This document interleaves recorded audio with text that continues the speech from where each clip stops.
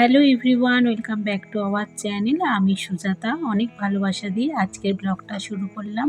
ভোরবেলায় না এক পশলা বৃষ্টি হয়ে গেছে, তার জন্য ওয়েদারটা আজকে ঠান্ডা ঠান্ডা সকালবেলা, আর মাঠেও অল্প বিস্তর জল জমেছে। এত সুন্দর ওয়েদার, সেই ওয়েদারে সকালবেলা জানালা টানালা খুলে দিয়ে ঘরটা পুরো একদম ঠান্ডা কুল কুল হয়ে গেছে। আর এই সময় সকালে সবাই কাজে বেরিয়ে পড়েছে। এই ফুলওলা বেরিয়েছে, এটা উনি আমাদের মোড় মাথায় ফুল বিক্রি করে, নিয়ে বেরিয়েছে। আর আমি একটু চা নিয়ে বসলাম, আবার একটু পরে ব্রেকফাস্ট বানাবো। আজকে যেহেতু সবাই বাড়ি আছে, তাই সকাল সকাল ঘুম থেকে উঠে চাটা আগে খেয়ে নিই। আমার কর্তামশাইকে দুধ চা দিয়েছে, আমি রচা নিয়ে একটু ব্যালকনিতে দাঁড়িয়েছি। এত সুন্দর ওয়েদার, ফোঁটা ফোঁটা বৃষ্টি ফোঁটা পড়েছে। ওই যে কারেন্টের তারগুলো আছে না, তার মধ্যে ফোঁটা ফোঁটাগুলো জমেছে, কি ভালো দেখতে লাগছে। আর তার সাথে পাখিগুলোও উঠছে। আজকে সোনার আবদার, বিট দিয়ে নাকি ও নুডলস খাবে। এই চাউমিন নাকি স্কুলে দেখেছে, তাই বিট দিয়ে নুডলস খাবে বলে বায়না করেছে। বিট গাজর এসব দিয়ে, পেঁয়াজ টিয়াজ দিইনি, এই দিয়ে খাবে। এত সুন্দর ওয়েদারে তাই সুন্দর করে ওকে একটা চাউমিন করে দিচ্ছি। খুব ভালো দেখতেও হবে, কালারফুল, আর তার সাথে খেতেও স্বাস্থ্যসম্মত। তেলটা যদিও বা সর্ষের তেল, আর সাদা তেল মানে হচ্ছে আমরা সানফ্লাওয়ার খাই। ওই সানফ্লাওয়ার মেশানো দু রকমের মিশিয়ে চাউটা বেশি টেস্টি হয়। এক রকমের তেল দিয়ে আর বেশি ভালো লাগে না খেতে। আমার সর্ষের তেল সাদা তেল দুটো মিশিয়ে দিলে না টেস্টটা সুন্দর লাগে। এই চাউমিন মোটামুটি রেডি হয়ে গেছে, এপিট ওপিট ভাজাভুজি করলেই হয়ে যাবে। এটা দিয়ে দিই আমার বরকে। তারপরে দুটো পুচকি আছে না আমাদের বাড়িতে, তারা দুজনে বলেছে চাউমিন পার্টি এরকম বলেছে। ওর জন্য সকালবেলা ব্রেকফাস্টে আমাদের চাউমিন পার্টি হয়েছে। এই যে খেতে বসেছে দুজনে, দু ভাই বোন মিলে। এই খাওয়া দাওয়া কমপ্লিট করে আমি সব ঘর টর একদম 1 ঘন্টার মধ্যে পুরো সকালের বাসি কাজ রেডি করে নিতে হবে। সকাল থেকে টার্গেট করে নিয়েছি, এই করব, তাই বেশি সময় লাগবে না লাঞ্চও রেডি করতে। কারণ সকালবেলার কাজগুলো যদি সুন্দর করে টার্গেট করে নেওয়া যায় না, তাহলে একদম লাঞ্চও টাইমের মধ্যে, 2টোর মধ্যে লাঞ্চ রেডি হয়ে যাবে। আমরা একটু 2টোর সময় খাই, 1টার সময় আমরা খাই না। পড়তে বসিয়েছিলাম, তার বইপত্রগুলো গুছিয়ে নিচ্ছি। সকালে একবার ঘর দুয়ার গোছানো হয়ে গেছিলো, আবার যেমন ছোটো বাচ্চা থাকলে আর সাদা চাদর কিছু না কিছু লাগতেই থাকে, আর আমার আবার সাদা চাদরটাই পছন্দ।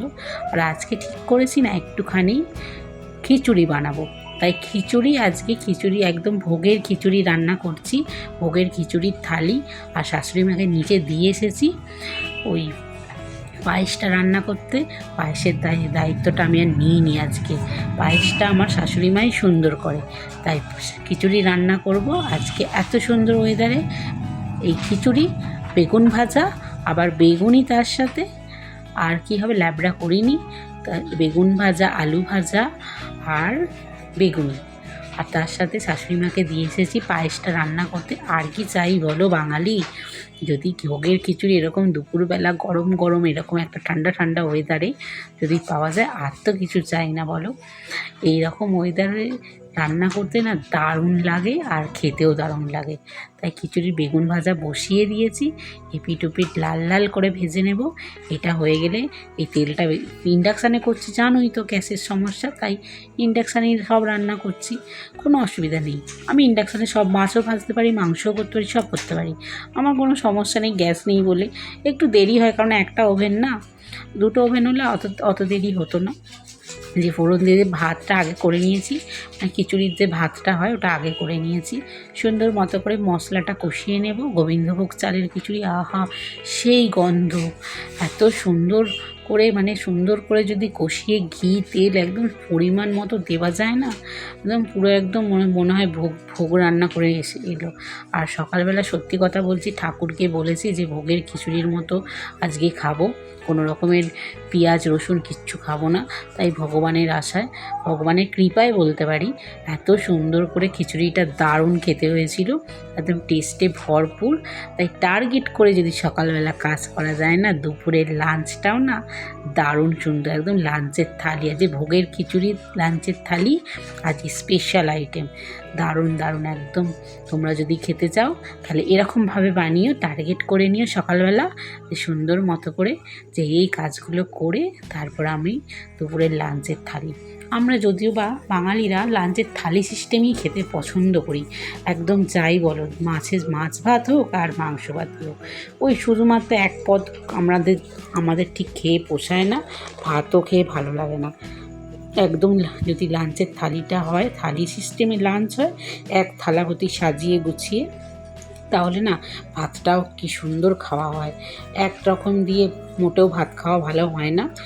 যেদিনকে তাড়াহুড়ো থাকে এক পদে বাজিমাত করি, কিন্তু একটা কিছু না কিছু মিসিং থাকে। দেখেছো আজকের একদম লাঞ্চের থালি একদম রেডি হয়ে গেছে, জানালার ধারে কর্তামশাই বসেও পড়বে। তাহলে আমাদের খাওয়াটা এনজয় করি। আজ তাহলে আসি, অনেক ভালোবাসা তোমাদের, থ্যাংক ইউ।